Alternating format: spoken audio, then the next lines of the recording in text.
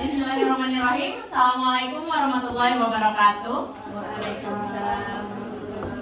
Baik, Ibu yang saya hormati serta teman-teman yang saya cintai, marilah kita panjatkan puja dan puji syukur atas kehadiran Allah Subhanahu wa taala, atas nikmat iman dan Islam serta kesehatan sehingga kita bisa berkumpul di tempat yang insya Allah mulia ini. Tak lupa kita sampaikan salawat serta salam kepada junjungan kita yang mulia Nabi Muhammad SAW. Baik, saya selaku moderator terlebih dahulu akan menjelaskan ketentuan sesi diskusi ini. Kita akan terlebih dahulu mendengarkan paparan dari narasumber kita hari ini, masing-masing sekitar 20 menit. Selanjutnya baru ada cara kita lanjutkan dengan sesi tanya jawab. Baik, kita mulai saja sesi ini dengan mendengar bersama materi dari narasumber yaitu Anissa. Padanya dipersilakan. Oke, baik Ibu, perkenalkan saya Anissa selaku narasumber pada pagi hari ini.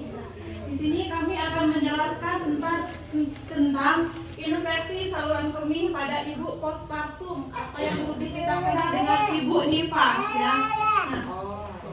Sekarang kami akan menjelaskan apa sih itu infeksi saluran kemih. Nah, infeksi saluran kemih atau ISK pada ibu postpartum atau ibu nifas adalah infeksi yang terjadi di salah satu bagian sistem saluran kemih setelah melahirkan.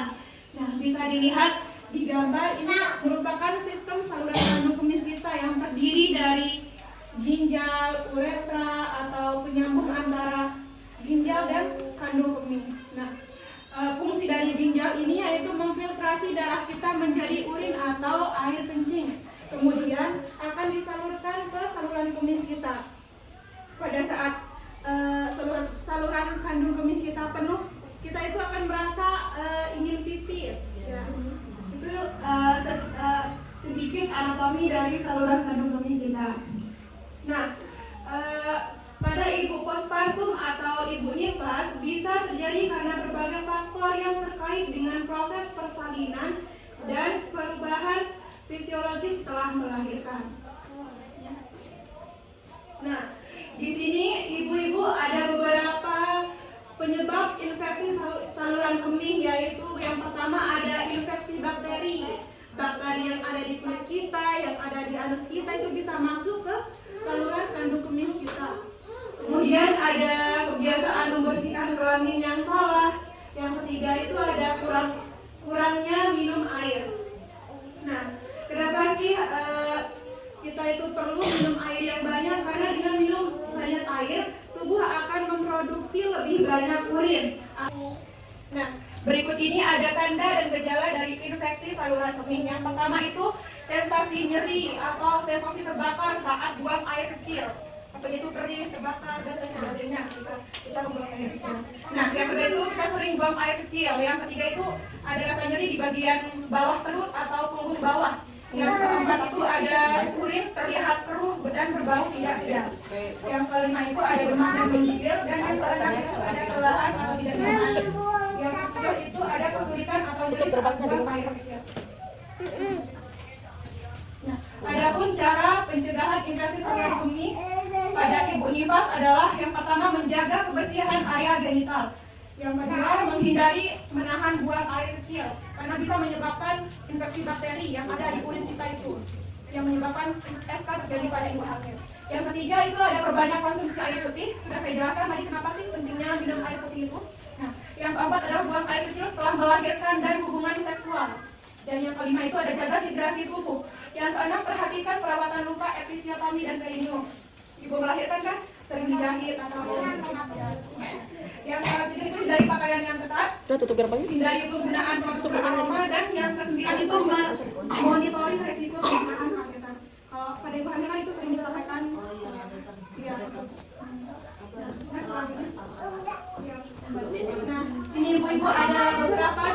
pengobatan ISK. Yang pertama itu antibiotik.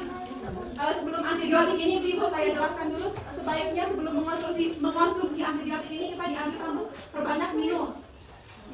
Setelah 3 hari atau 2 hari baru kita, kalau nggak sembuh-sembuh, kita bisa konsumsi antibiotik. Nah, saya jelaskan, antibiotik adalah pengobatan utama untuk ISK karena sebagian besar kasus disebabkan oleh infeksi bakteri, terutama Escherichia coli. Jenis antibiotik yang digunakan tergantung pada tingkat keparahan infeksi dan jenis bakteri yang ditemukan dalam urin. Yang kedua, ada pengobatan mandiri.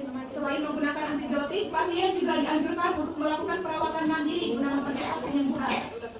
Yang ketiga, ada pengobatan ISK. Pada ISK yang sering kambuh, pada ISK, dokter akan menganjurkan atau merekomendasikan obat untuk ibu-ibu. Yang keempat, ada pengobatan di rumah sakit. Untuk ISK berat atau yang telah menyebar ke ginjal mungkin memerlukan perawatan rumah sakit.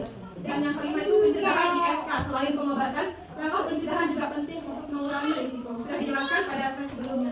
Nah, jadi ibu-ibu kalau kita merasa nyeri saat buang air kecil atau nyeri di bagian perut bawah itu kita tidak bisa disepelekan ya, ibu-ibu harus kita periksa, harus kita kenali dan cegah. Karena ini bisa menyebar ke bagian dalam seperti ginjal kita, kan ginjal itu sangat penting bagi kita ya. Next selanjutnya. Nah, kita sudah sampai kesimpulan ya.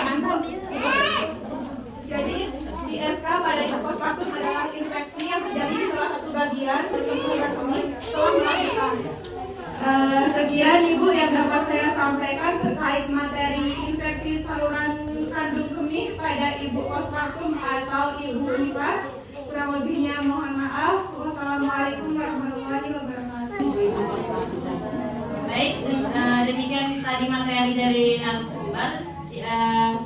Sekarang kita akan memasuki sesi tanya jawab. Apabila ingin bertanya, angkat tangan terlebih dahulu lalu memperkenalkan diri.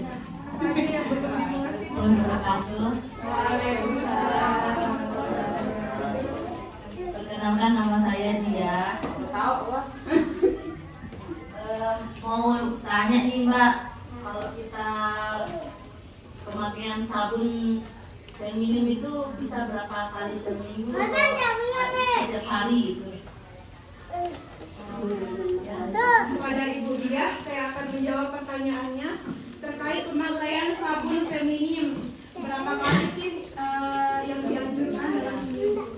Nah, pemakaian sabun pembersih kewanitaan tidak perlu dilakukan setiap hari karena di dalam area kewanitaan kita itu ada pH-nya, ada standar keasamannya yang berfungsi untuk menjaga keseimbangan pH dan kebersihannya sendiri. Di sana itu mengandung bakteri baik. Nah, terlalu sering menggunakan sabun khusus dapat mengganggu keseimbangan bakteri baik dan menyebabkan iritasi atau infeksi. Nah, rekomendasi pemakaiannya ini Bu 1-2 kali seminggu jika tidak ada masalah kesehatan. Saat diperlukan misalnya setelah menstruasi atau aktivitas berat. Gunakan sabun dengan pH seimbang 3,5 sampai 4,5 untuk menjaga kesehatan area kewanitaan. Sekian Ibu yang dapat saya sampaikan. Apakah Ibu bisa mengerti?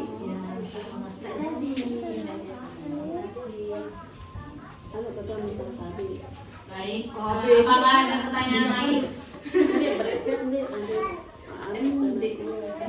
Kenalkan, nama saya Wani, mau menanya tentang ini. Saya kan baru habis lahiran sekitar 8 bulan yang lalu. Setelah 4 bulan saya melahirkan itu ada rasa ini perih di bagian kandung kemih, tapi saya nggak terlalu dipeduliin. Malamnya saya berhubungan perih banget.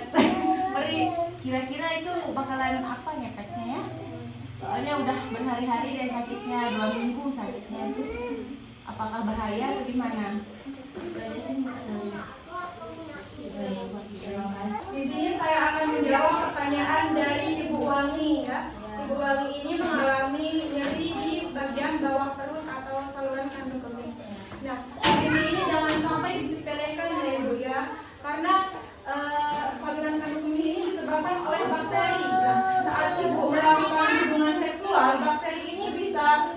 menular ke suami ibu. Nah, jadi ibu harus konsumsi, cara mencegahnya yaitu dengan minum air yang cukup dan konsultasikan ke dokter. Jangan disepelekan yang namanya penyakit ISK ini, harus segera diobati. Nanti malah semakin parah penyakitnya. Sekian dari jawaban saya.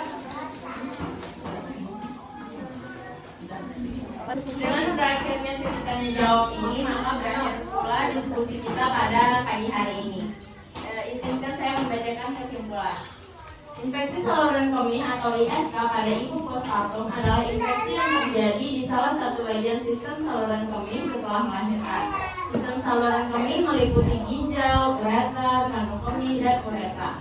ISK pada ibu postpartum bisa terjadi karena berbagai faktor yang terkait dengan proses persalinan dan perubahan fisiologis setelah melahirkan. ISK adalah keadaan infeksi yang ditandai dengan pertumbuhan dan perkembangbiakan bakteri dalam saluran kemih, meliputi infeksi di perkemihan ginjal, parenkim ginjal, hingga kandung kemih dengan jumlah bakteri urea yang bermakna. Baik, setelah berakhir yang saya bacakan, maka berakhir pula acara kita pada pagi hari ini. Saya Yulia Bidadari selaku moderator. Mohon pamit diri. Assalamualaikum warahmatullahi wabarakatuh.